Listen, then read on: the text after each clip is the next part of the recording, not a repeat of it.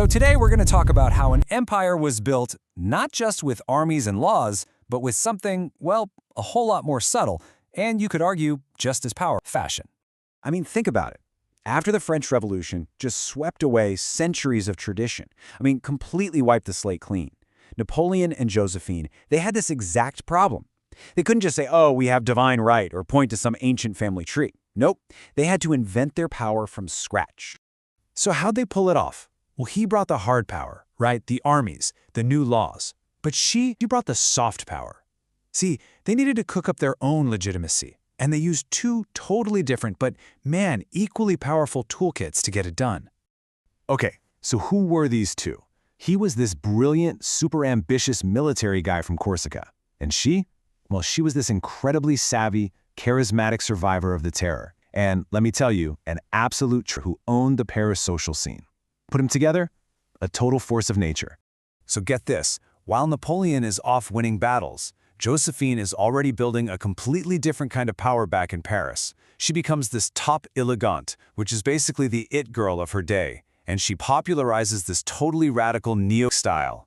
We're talking simple, high muslin gowns, the famous robe en chemise, that just tossed out those stiff, painful corsets from the old monarchy. And you have to understand, this wasn't just a new dress. It was a huge political statement about freedom, about nature, about being modern.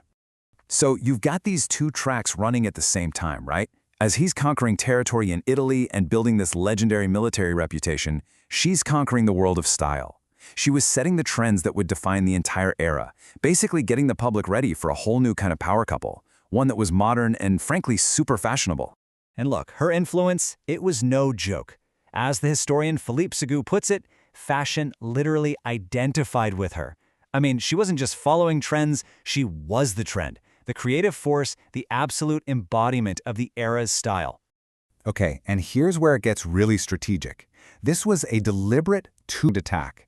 As they're setting up their court, Napoleon says, okay, for the men, let's bring back the old school, super embroidered court dress, to project that sense of tradition and authority.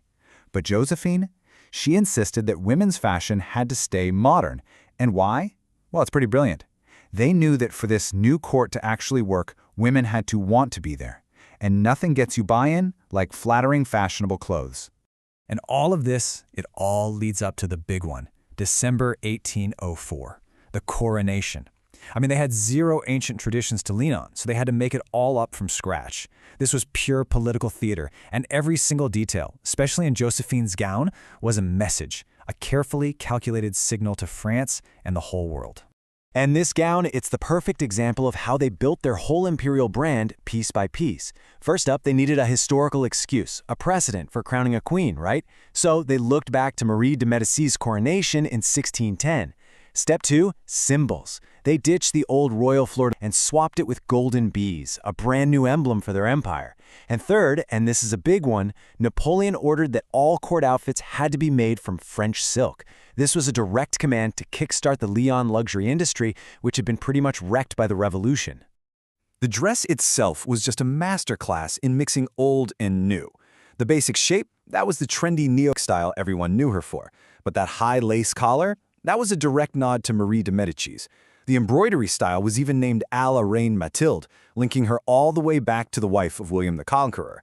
It was like a historical collage, all designed to wrap this brand new empress in an aura of ancient legitimacy. So what did all this cost? Get ready for this. Just the ermine lining and the embroidered border on her massive velvet cape came to 12,460 francs. That is an absolutely mind-blowing amount of money for the time. But wait, this wasn't just them splashing cash for the sake of it. This insane spending was actual economic policy. It was a massive, state investment meant to pour money right back into the French industries, the embroiderers, the silk makers, the lace workers. So this wasn't just a dress. It was literally economic stimulus she was wearing on her shoulders. Okay, so while Josephine is waging this campaign of style and economics, Napoleon is, of course, doing what he does best, redrawing the map of Europe. We're talking Austerlitz, Jena, Friedland, Wagram. His Grande Armée is just marching across the continent, imposing French will by brute force. And this is where you see their two strategies working in perfect harmony. His was all hard power, coercion, force.